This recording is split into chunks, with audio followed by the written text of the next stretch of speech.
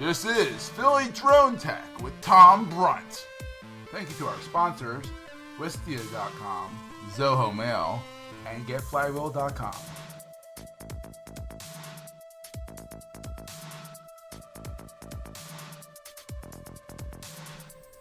Hello, welcome to another edition of Philly Drone Tech here on the phillytech.org Netcast Network. I'm Tom Brunt. The Christmas season is now, by the time you see this, is now over. And, I'm guessing a number of you that are watching this just got yourself a quadcopter for Christmas, otherwise known as a drone. So now I bet you're wondering what to do now. How do you have fun with it? And there's a couple things you need to know about it. So I'm hoping to use this episode of my podcast for all the new folks out there that are just getting into this fantastic hobby, and what you need to know to fly safely and have fun. So I'll get back to a new episode next time where I visited the Government Video Expo and Drone Show.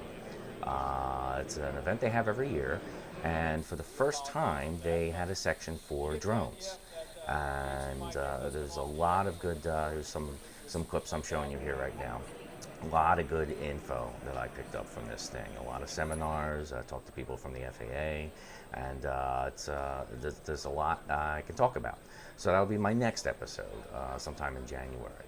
But for now, for all those folks seeing me for the first time, I guess I'll explain a little bit who I am.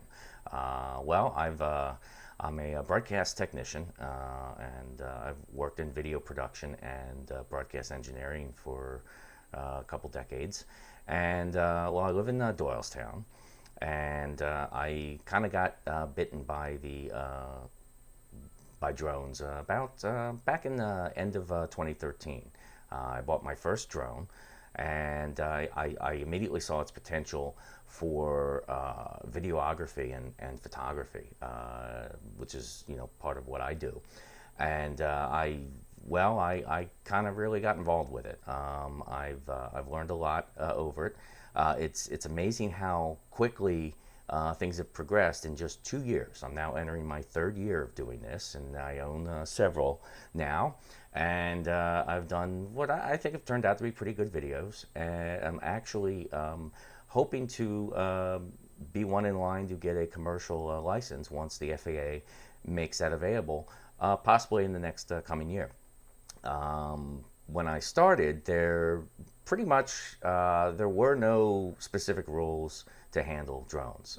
They kind of fit under the model aircraft, but they're a little different than a model aircraft. Model aircrafts aren't typically used for like photography and things because you need like big fields to fly, and it was a niche market. Drones have gone mainstream. It's expected that for Christmas, if you got one, you're one of possibly a million that were sold this holiday season. With that, now that there's a lot out there, and we're a couple years into this now, the FAA, Federal Aviation Administration, has definitely taken notice and has they were slow to start, but they've really stepped up in what to do to regulate these. And yes, they have to be regulated. Think of it like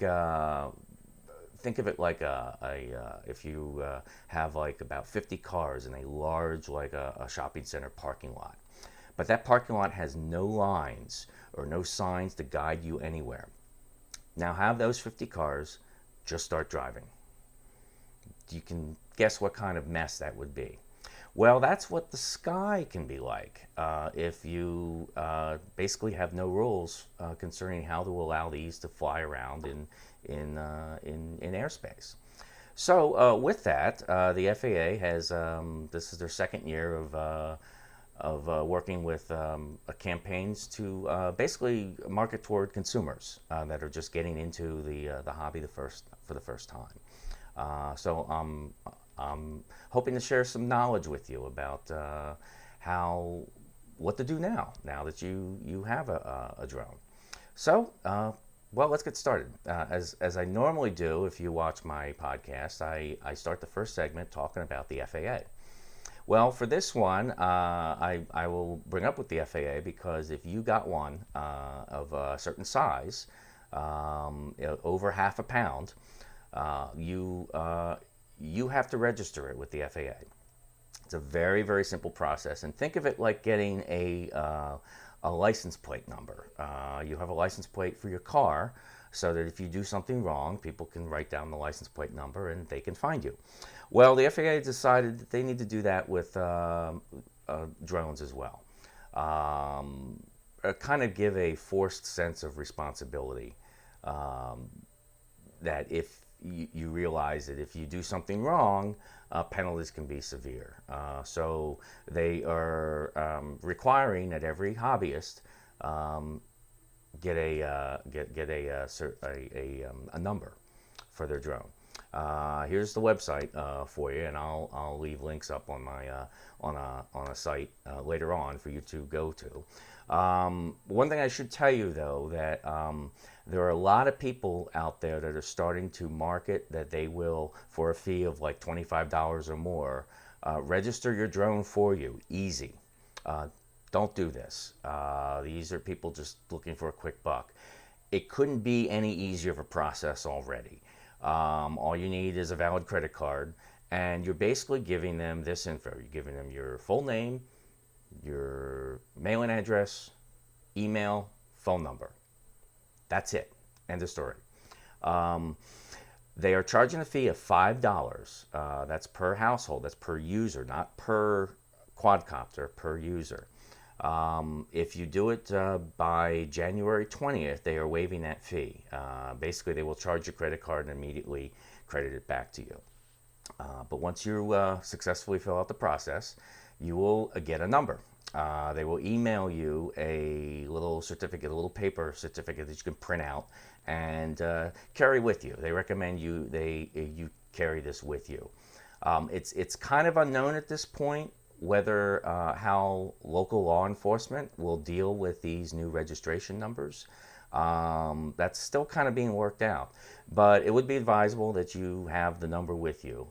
Put it in the case with your drone, put it in your pocket, or you can even have it on your phone or tablet, and you can show them the digital version of it if say, a park ranger comes up and asks. Once you get this number, you have to affix it in a visible spot on your equipment. That can be inside the battery compartment if need be. I use P-Touch for mine, and that's fine. You can also use a little dirty method, but you could use white tape and a Sharpie marker and put it on there. But the number just has to be on there. That needs to be done before your first outdoor flight, and they're pretty serious about it. So I would probably do it. Through all the conferences that I've been to lately, I've found as I've kind of evolved in my knowledge and my experience of using these, and in how the FAA is taking its approach. One thing I found out through talking to reps from the FAA is that they are really, really serious, that they consider you, a hobbyist, as a pilot of a device that's in national airspace. That makes it sound a little more serious, and it is. There's a lot going on up there in airspace. There's your airports and planes. It's very critical. We've had near misses, as you've probably heard about on the news, but we've so far yet to have an actual collision with drones.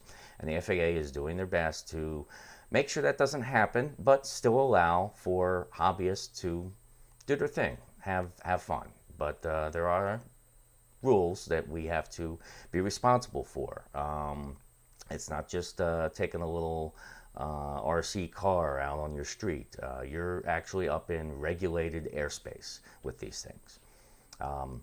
So the next thing is that I should tell you is that do you have a drone that needs to be registered?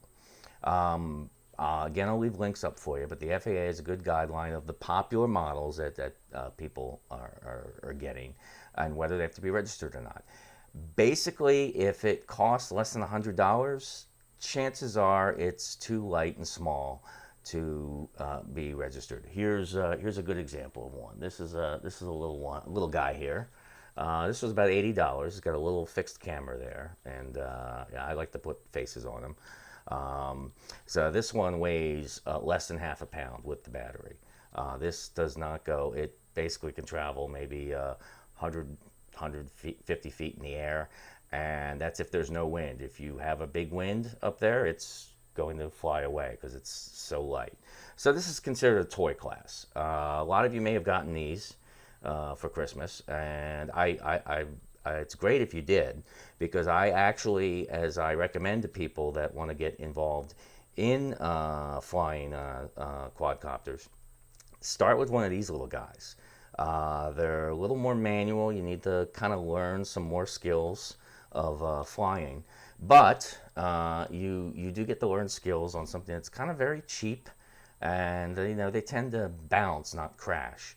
And these things here are, well, they could be anywhere from $800 to $2,000. I wouldn't advise starting to learn how to fly with one of these, just because a couple of reasons. One, it's a much more serious. It definitely will be registered with the FAA, and it's, as I tell people, they ask me, well, how high can one of these fly? And I give them the answer, enough to make airplanes and the FAA very nervous. And that's true. So if you're new starting out, this is good to have after you get experience on one of these little guys. So even if you got one of these for Christmas, I recommend just going to like the mall or store and pick up one of these cheap ones, even like $50, and fly around with it. Because they fly basically the same way as the big one. In fact, the big one has more controls to make it easier to fly. So if you can master flying one of these little guys and you get used to it, then that's going to be cake. And then you'll be ready for it. There we go there. And actually, here's another one here. This is a really little tiny one here. Yeah, don't worry about registering this. These are little guys here. These are fun too. I mean, you might have made, well, they're starting to sell these now too. Maybe your children got one for your kids. Again, surprisingly, they fly very well, but again, too small and light to bother with registering. So now that you've registered and you're ready to take it out for a flight, I'm going to take a quick little sponsor break that I normally do. And when I come back, I'm going to give you some hints and tips with battery care and all that. So stick around. I'll be right back in a few seconds. Today's show is sponsored by Wistia. Wistia is a video hosting and analytics platform that helps businesses get the most out of online video. We use Wistia here at phillytech.org. Flywheel, a managed WordPress hosting platform built specifically for designers and creative agencies, and helps thousands of designers across the world launch projects every day. And by Soho Mail, professional, low-cost email with business class features and security. Welcome back. Okay, well, now you have it registered. If it's size to register with, now you're ready to take it out for your first flight. I gave this bit of advice last year around Christmas time with all the new users, and I can tell you from like my own experience, it's kind of empowering when you get one of these things and you realize you can take it up into the air. That's something that's a neat experience that people aren't used to. So the tendency is to just take it right on up, and that's where you may lose it or crash it and lose control of it because you're really not expecting how it works yet. So I have a little expression I came up with last year: fly it low, fly it slow. Pick a good field, good open space field, and just take it maybe 30 feet off the ground, 20, 30 feet off the ground, and practice flying around the space. Really get used to how the controls are. This is your typical controller. Again, this is for the toy class model, but even the bigger one has the same controls, and you'll probably find similar to what you have. So yeah, just take it slow, take it easy until you get used to it. One thing that you will be surprised about is how easy it is to lose orientation. And I'll explain what that is. I'll use this guy here. Orientation is which way it is facing in the air relative to you. Now, normally, of course, you take it off, you sit it on the ground in front of you facing forward, and then you take it up and go forward. Okay, so here's going forward. So I'm going to go, I'm going to move forward, and he's going to move forward. I'm going to move back, and he's going to move back. Okay, now that's in relation to me. I'm looking at it this way. So now what happens, though, if he ends up turning this direction? Okay, now I'm going to move forward. Which way is he going to go? He's going to go this way. That's forward now, not this way. Now what's going to happen is you're going to, it's very easy to get confused. That is another reason why to start off low and slow kind of in front of you, because it's kind of hard to get used to flying that way. In fact, I could still be a lot better at it, and I'm entering my third year of doing this. It's very difficult to, especially when it gets farther away, with the fact that these are mostly symmetrical, you're not going to be able to tell up in the air which way it's facing. So that's something to get used to. Most of the, this one included, most of even the toy class now has what's called headless mode or CL mode. CL stands for course lock. And that's a good, easy way to start learning how to fly. What headless mode means is that you switch it on and you take it off in front of you facing, its normal way. And then what it does is it changes, it's basically orientation based on relative to where you are with the controller. So now, if I'm in headless mode, forward is forward, but then if I turn it this way and I move forward, forward is still forward relative to me. So that makes it a lot easier to control and get used to. I would still recommend, though, after you get used to flying that way, try doing some flights without the course lock or the headless mode. The better you get at flying completely manual that way, the better you'll be prepared for something like this. Now this, of course, has all those features of headless mode, already built in. When I actually started, because back in, it sounds like a long time ago, but it sounds like it's not a long time ago, but in drone speak, it is. In 2013, I bought something like that first. So I didn't know about the little toy class ones. I'm not even sure there were a lot available back then. But I immediately learned with course lock, and it was much easier to fly. So then when I got these little guys, and it didn't have the course lock, havoc reigned on me when I immediately tried to fly it like one of these. So that's another reason why I say start with one of these little guys. This is a good way to go because you can get your skill set in flying one of these. There's, you have to like work at it a little bit to get it to hover straight and stuff. They're not as smooth and graceful as one of these guys. But then once you do, then move on to the big guy. But again, keep it low. Fly it low, fly it slow, as I say. Let me tell you about, so now let's say that you are flying one of these bigger ones, one that has an FAA sticker on it. Chances are it has GPS mode, which means it'll hover in place. Again, that's very, very nice. I mean, these are kind of meant for photography. Another thing you have, you might have this particular one. This is a DJI Phantom. These are like by far the most popular, mid-level consumer drones out there worldwide. As you see here it is. Now it weighs about, with the battery, probably about like 4 pounds. And it has a stabilized camera on it. When this thing is running, the camera will stay in one position regardless of how the craft is moving. Which makes for beautiful, beautiful video and photography. I'll leave links to some of the stuff I've done with this exact same model, and you can see how they are. One thing about these, especially for beginners, they do not come with the propeller guards. So these spin very fast, and they will hurt if you land it by somebody. For my first year, my first one, I basically just kept the prop guards on. They're very cheap. They're like $20. And here, let me pull them off here. What I did actually, there's like an aftermarket model that are removable. So even for this one, there are times that I want to put the prop guards on it. So you just take it and it'll just slide right on there. And then what happens is that the chances of the propeller hitting a person or an object is really reduced a lot. So I like it, especially when you're starting off, prop guards. Use the prop guards all the time. Even this little guy, the little guys usually have prop guards. But I would use them because it saves your propellers.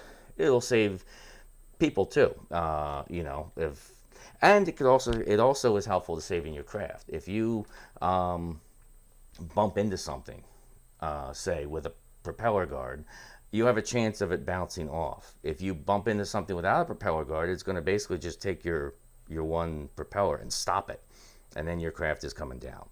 So they're good for a number of reasons. So I always recommend, if you're a beginner to intermediate user, prop guards, prop guards, prop guards. Next thing, if you are flying with one of these, most of the, if they're over a couple $100, they will have software tweaks that you can do with them. Basically, either through a tablet, or you plug in to a USB port and you have a program on your computer to do it. This one will do it with a tablet or a phone. You can set a lot of parameters in it, including things such as there's what's called beginner mode in a lot of them. What beginner mode means is that it will only fly a certain height and distance from you, and it will also not even take off if you're too close to it. Again, safety. You're a new user. You do not want this thing flying back at you or other people if you're not used to it yet. So there's beginner mode. I would recommend you start off with that. Also, when you get out of beginner mode, then you can set things for height and distance. How high can you fly? Well, the legal limit by the FAA is 400 feet, with exception. If you're within 5 miles of an airport, that's considerably less, and you really shouldn't even be flying it. But if your house, if you look up and you see that you're in a direct flight path of an airport, or even a small one, and you see planes that look very, very low, don't fly your drone there. Definitely not. What I personally like to set it for, because as I've been doing this more, I've been finding out that, because I have to be cognizant where I live in the Doylestown area, because we do have an airport too. So you have to be pretty cognizant about that. That's something you really have to always be aware about. I set mine for a maximum height of 200 feet, half the legal height. What that means is if I try to go more than 200 feet, it'll just stay there at 200 feet. So it won't go any higher. So, and really for what you like to do with photography and stuff, I find 200 feet is plenty high. So I would probably err on the side of caution, make it 200 feet if you can. What I also recommend is, and again I'll leave links for it, there's this great free app called Hover. You can get it for iPhone, and I believe for Android as well. Here's some screenshots of it here. It gives you a couple indications, and then it also gives you a map, and it'll show you where the no-fly zones are. So as you see, I'm right in, toward the end of airport no-fly zone. So technically, I shouldn't be flying there.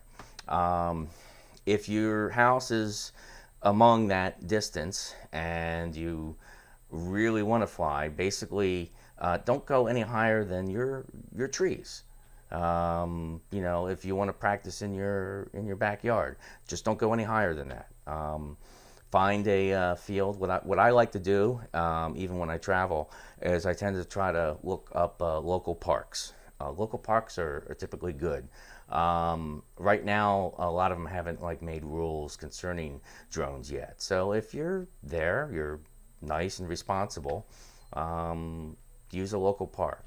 Again, that's also good for having a nice open field that you can use if you don't have one available, like in your backyard. That's good there. Okay, next, let me tell you a little bit about batteries. The bigger ones have LiPo batteries.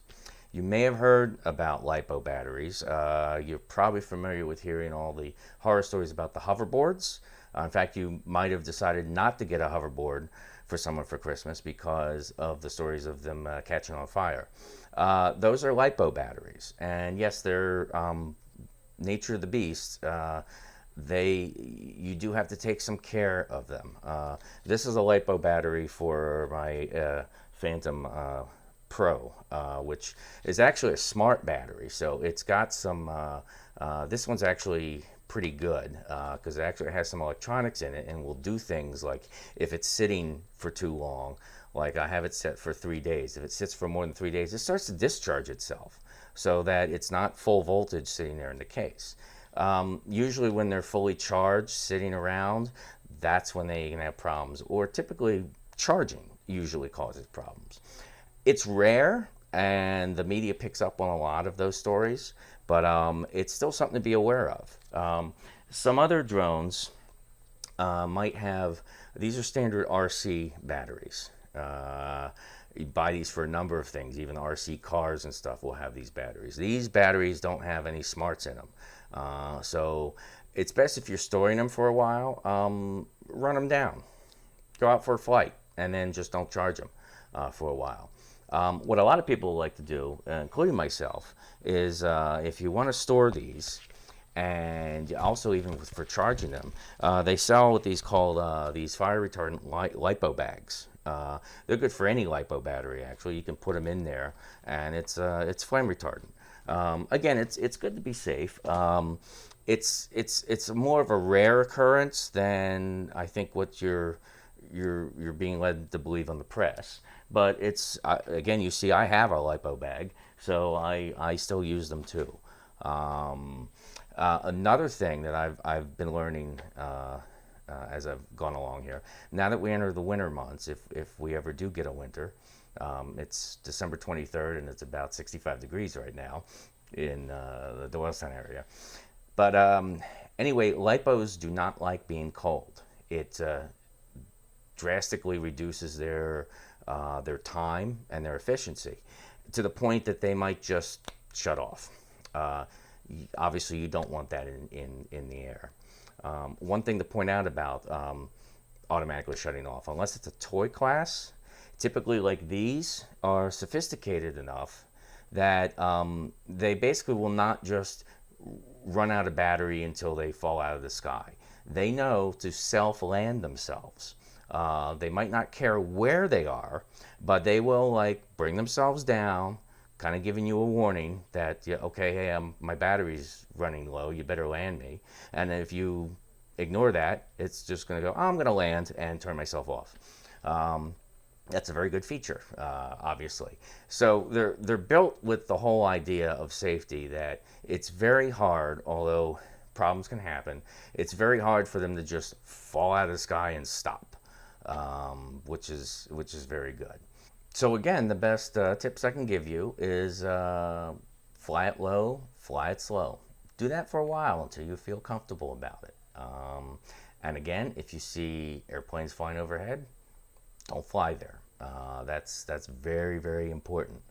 Again, as time kind of goes on, the next thing that'll happen is you'll start to see like regulations of where places that you can fly.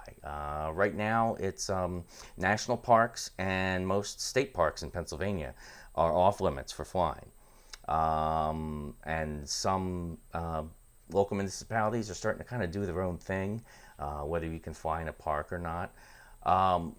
Interesting about that is that shortly after the FAA started the database, they came up with a ruling for states and local municipalities that basically says, whoa, not so fast in regulating where people can fly. That's our job. So next year would be pretty interesting to see. I recommend, if you're really serious in this hobby, please feel free to follow me. I do this podcast. I do this podcast every couple of weeks, and I have like some good links and to places where you can educate yourself on what's really a fast-changing world for quadcopters in hobbyist and commercial professional applications. So everything that I have that I've talked about on this show, if you go to my Medium account, there's the address on the screen there, and then click on show 17, the new drone show, as I'm calling it. You'll find all the links to everything that I talked about today, even some things about where to get the LiPo bags and of that nature. You've also seen my Twitter handle, @DroneGuyTom, flashing up on the screen there. So if you're on Twitter, please follow me. My email address has been flashing up there too. So if you have any questions, anything, especially if you're in the Bucks County area, that's my home area. I'd be happy to answer questions, give you advice, and all that. But basically, now you have a quadcopter. Congratulations, and it can be very fun, really a lot of fun. Again, with the fun comes the responsibility. And as I've mentioned earlier, that as I'm finding out as time is moving on, the FAA is very serious about us pilots having that responsibility. So be on the good side of that, and take it easy, have very nice flights, and I hope to see you next time.